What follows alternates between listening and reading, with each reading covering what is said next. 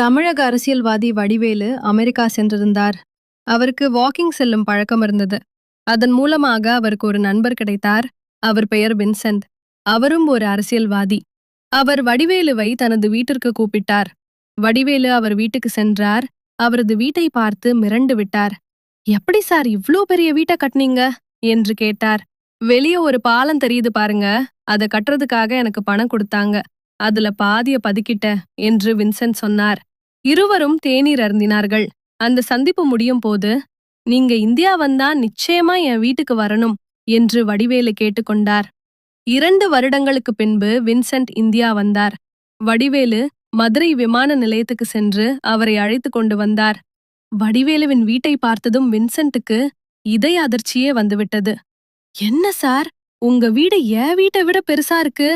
எப்படி சார் இந்த வீட்டை கட்டுனீங்க என்று கேட்டார்.